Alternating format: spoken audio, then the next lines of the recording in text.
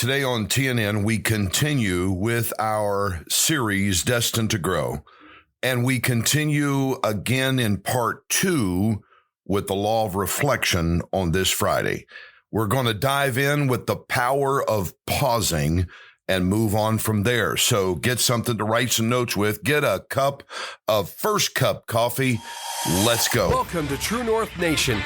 This was brought to you by Solid Rock Church in Irving, Texas, where we bring you true direction in a lost world.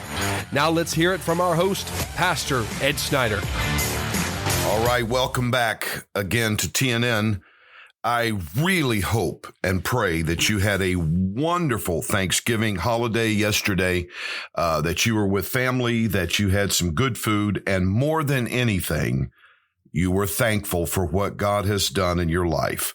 So we're going to pick up where we left off actually Monday, because Wednesday's podcast, we talked about being thankful even when you're not. Kind of gave you hopefully a little boost in learning how to be thankful all the time, not just in November. So again, picking up where I feel like we really are gaining some ground, and that is the power of pausing. Now, again, we've been talking about the law of reflection, pondering, thinking, meditating on, but let's talk a little more today as we go into our weekend, the power of pausing. Coca-Cola had an old slogan they used. They called it Coke, the pause that refreshes.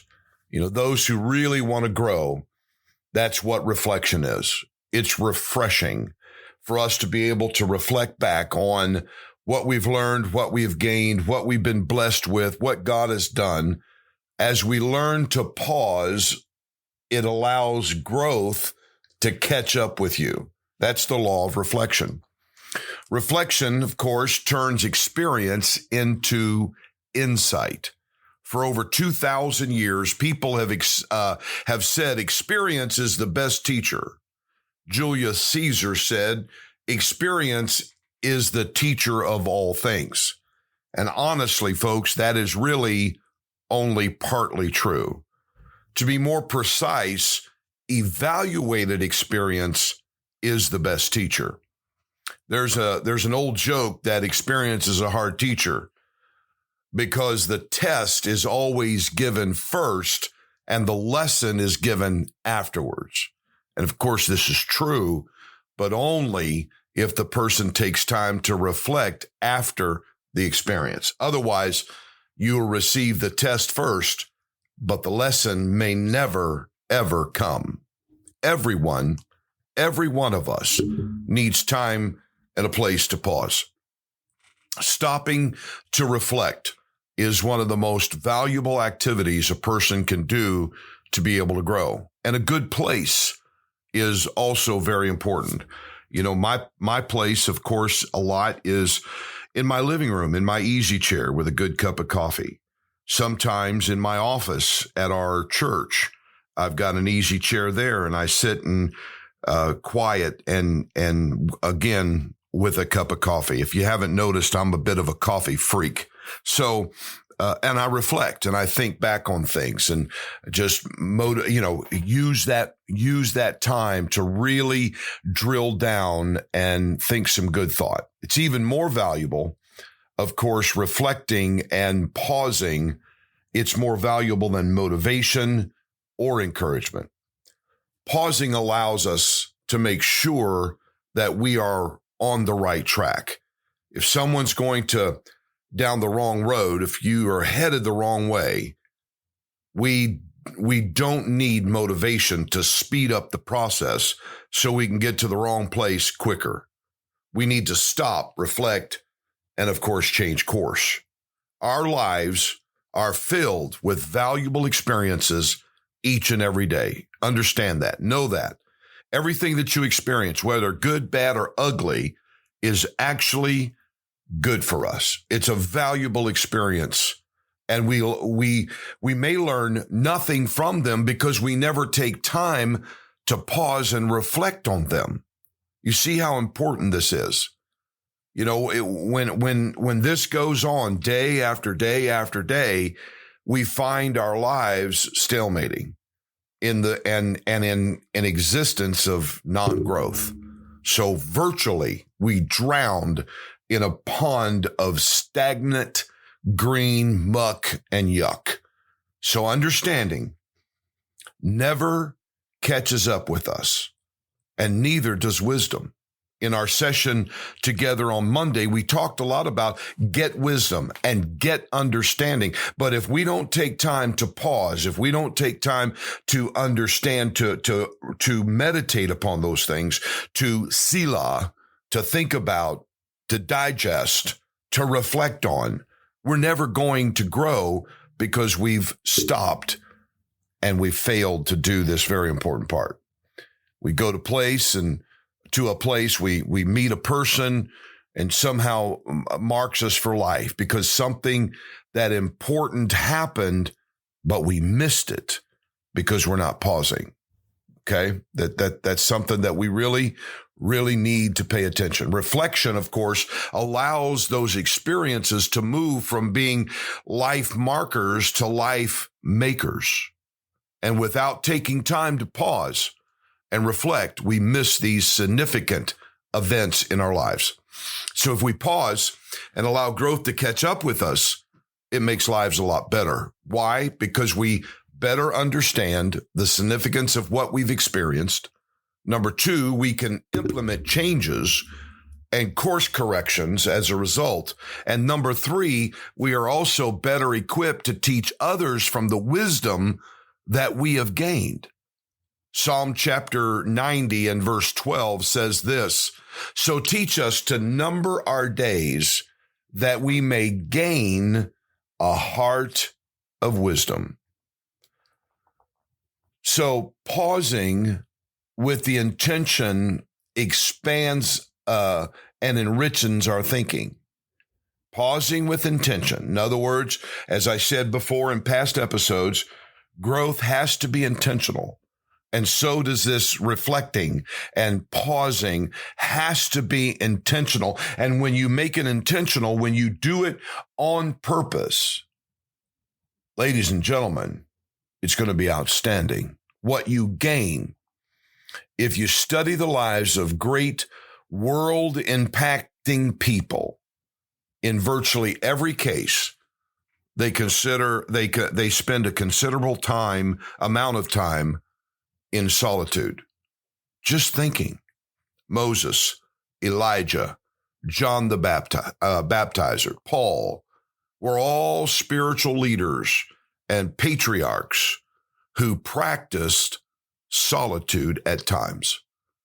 Even Jesus himself, in Mark chapter 1, verse 35, it states, "Now in the morning, having risen a long while before daylight, he went out and departed to a solitary place, and there he prayed." A little further into his public ministry, we continue to learn of Jesus's frequent withdrawals. In Luke chapter 5 and verse 16, it reports that so he himself often withdrew into the wilderness and prayed. And before choosing those 12 disciples, he again retreated to the mountains and spent all night in prayer. Luke chapter 6 and verse 16. Before his crucifixion, where was he? He was in the Garden of Gethsemane and there prayed. So, folks, as Jesus as our example, and I want to clarify something. Yeah, Pastor Snyder, he went there to pray. What is prayer? Prayer is pausing. Prayer is, yes, seeking God, his wisdom, his direction in our lives. But you can't hear from God until you pause. Even while you're praying, sometimes you need to be still and let God speak to you. Prayer is not all talking to God. Prayer is listening to God.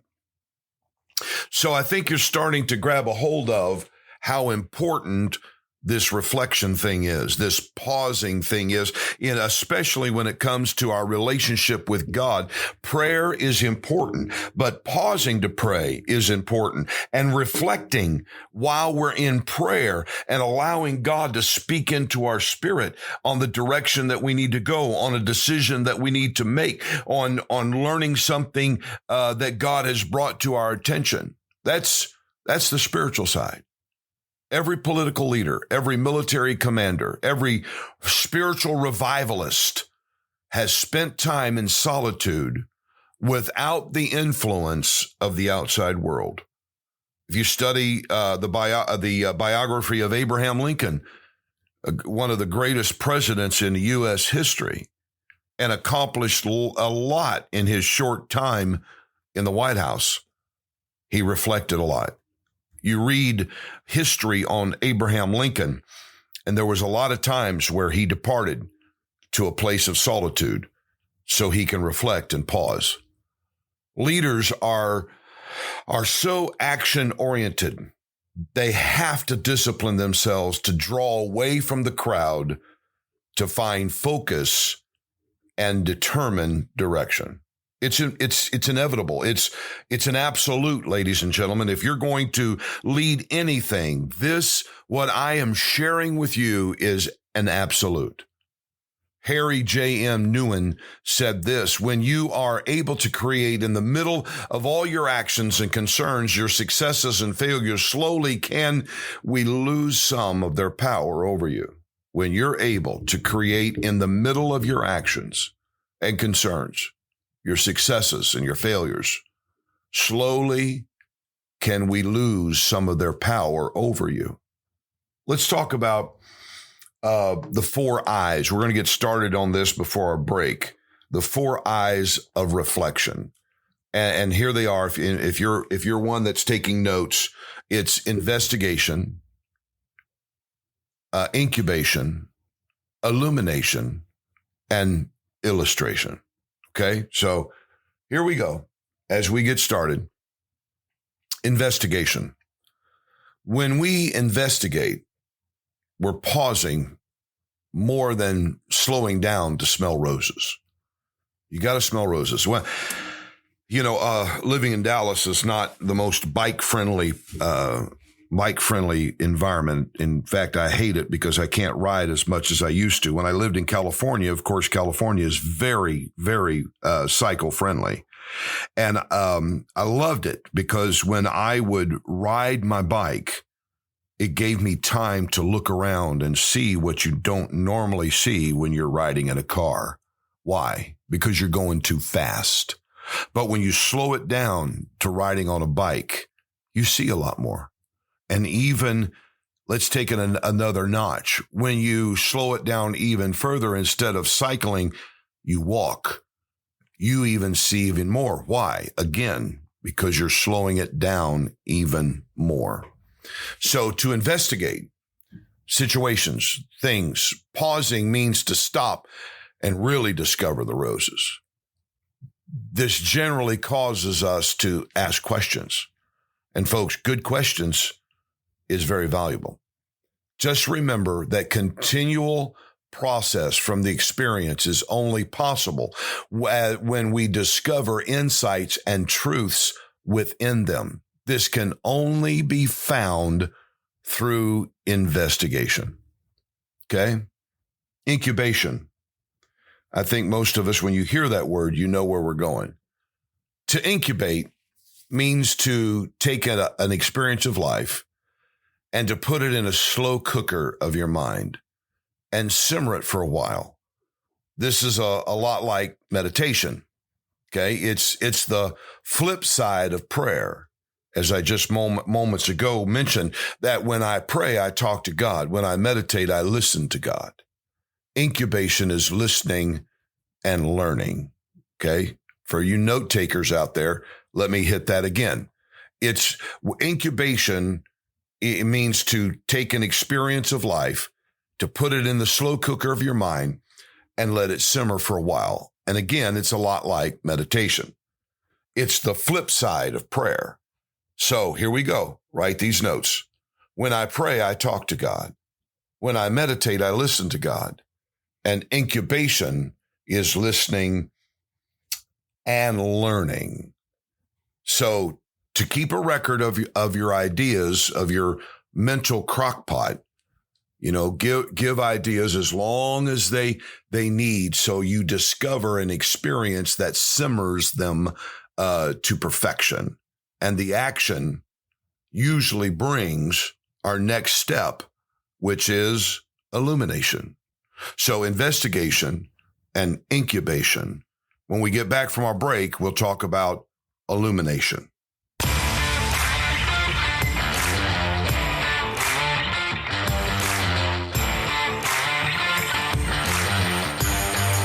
Hey, everybody, Ed Snyder. It is Friday, and I'm so glad we're coming up on the weekend. Again, we pray that you had a very blessed Thanksgiving.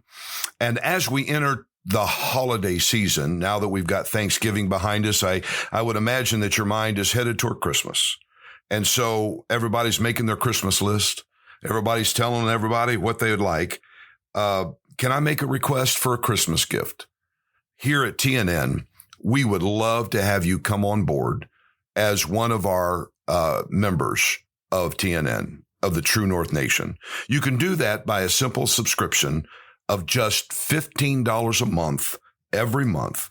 You're going to get newsletters. You're going to get some inside episodes and things like that. A lot of great stuff coming your way, extra content.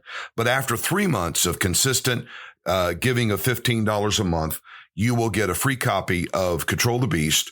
You'll also get a discount of our brand new online learning course of Control the Beast. There's videos, there's downloadable handouts and resources and web links. It's all packed inside of this online course. So please, if you would, go to our show notes, and there's a membership subscription for TNN. Click that link, fill out that form, go to our social media. We've got some videos out there with links attached to them that you can get on board and join us. Join the TNN family by subscribing on a monthly basis. Again, just $15, and that would be a great Christmas gift for us so we can expand the ministry of the True North Nation. Back to our episode.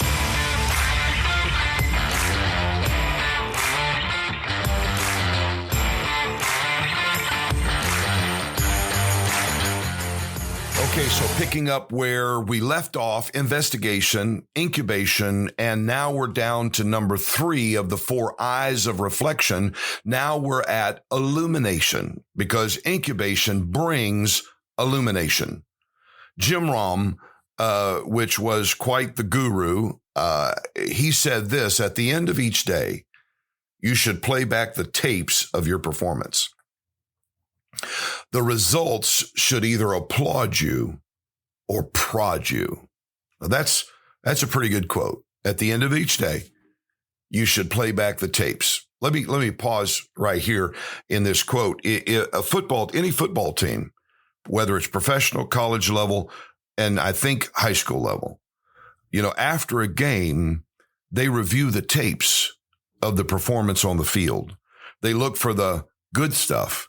And of course, they look for the weaknesses. They make their players watch those tapes, because in those reviewing of the game, they see where they can do better. They see the flaws of the plays, and they also see the accomplishments as well. So again, just what Jim Rohn shared with us, at the end of each day, you need to get to the video room and play back your tapes of your performance, because the results will either applaud you or make you proud. These are, of course, when we review this and when we do this, ladies and gentlemen, these are the aha moments in your life resulting from your discipline investigation coupled with your incubation. And this is when the proverbial light bulb switches on, saying, aha, I figured it out. I see where I can do better. And you'll only experience these moments of illumination after you spend time investigating an idea and allowing it to slow cook in the incubation of your mind. Okay. These moments are a reward for your commitment of time and effort to pause and reflect. Then we come to our fourth eye of reflection, and that's illustration. Illustration. Most good ideas are like skeletons. They provide good structure, but they need meat on their bones. They lack substance until they have it. They aren't very useful being just a structure of bones, because bones can't move themselves until you put sinews to them and muscles to be able to move those bones. And of course, skin to hold everything in and together, and the blood flow to bring life to the bones. So a good idea are a lot like skeletons. It's a good structure, but now let's get some meat on it. Let's get some sinews attached. Let's get some life pumped into it. So what would a book be like without fleshed out ideas? What would a book be like without good stories or insightful quotes? I'll tell you what it'd be like: boring and lifeless. So illustrating is the process of putting flesh on the idea. This may take some research. This may necessitate the pounding of the shoe leather on the pavement. This may require discussions or interviews with knowledgeable people. This may take reading up on the subject. This may take a pointed experience, but we have to stop and let the learning catch up with you. That's important. Don't be so fast that you're out there all alone and your learning is in your dust. Okay. Now, another aspect of this important subject is reflection versus introspection. This is an examination of our own thoughts and feelings, okay, in our life extensively. It's going the extra mile. And of course, this is often counterproductive. It's often more like the time of brewing over one's mistakes or fears or offenses and negative experiences, a time that you beat yourself up. You've got to stop that. You can't do that to yourself, because everybody makes mistakes. So what? Take the value, okay, like that old saying, get the meat, leave the bone. Okay. Don't eat the bones. Just get the meat. So we make mistakes, and those are actually learning experience for us, and we learn from them. We don't beat ourselves up about it. We don't develop more low self-esteem. We don't crash our self-confidence that we have. Don't dwell on the negative things, because this is often how Satan uses or what he uses to destroy us, because we can't get past the past. You got to push past the pain and get to the present. Okay. If your attitude heads south afterwards, then you are overdoing it. Okay. Sure. It's okay to be hard on yourself. It's okay to push yourself, but there's a limit. All right. Reflection, a thought, an idea, an opinion formed as a result of meditation. Of course, this right here, it's the ability to step back and see things more clearly, not in a critical way, but in a positive way, and make changes as a result. If it's not pushing you forward, then it's unhealthy thought patterns that's actually either causing you to stay where you're at or pushing you backwards. Again, reflection is not a time to pick our lives apart. It's a time to mull over recent good experiences and to harvest the fruit of those good experiences. It's time where we allow ourselves to purposely think over the ideas of our simmering crockpot that we talked about earlier. It's the road to achieve success. And if our thinking does not match or make us feel that we can achieve more and be victorious, then it's time to change our thinking patterns. Philippians chapter 4, verse 8 is one of my most favorite verses of scripture. And let me add in real quick here a thought on mind and heart. Heart is the seat of emotion. The mind is where the emotions are developed. Whatsoever man thinketh in his heart, so is he. Out of the abundance of the heart, the mouth speaks. And so an offense is formed first in the mind, and then it seeps to the heart, and then it comes flying out the mouth. So we got to be careful. God, yes, pray God cleanse our hearts of every ill feeling and every ill emotion. But what about your thinking? Paul said to be renewed in the spirit of your mind. So we got to work on our minds. We got to work on how we think so that we can think the right direction and become better and grow stronger. My favorite verse, Philippians chapter 4, verse 8, I quote this in prayer when I'm praying over my own mind, that God cleanses my mind of doubt and God-degrading thoughts, pride of life, lust of the flesh, lust of the eye. But he says, finally, brethren, whatsoever things are true, whatsoever things are honest, whatsoever things are just, whatsoever things are pure, whatsoever things are lovely, whatsoever things are of good report, if there be any virtue, if there be any praise, here we go, think on these things. That's the pattern that we need to put our mind to and think on these things. Okay? Again, good personal awareness.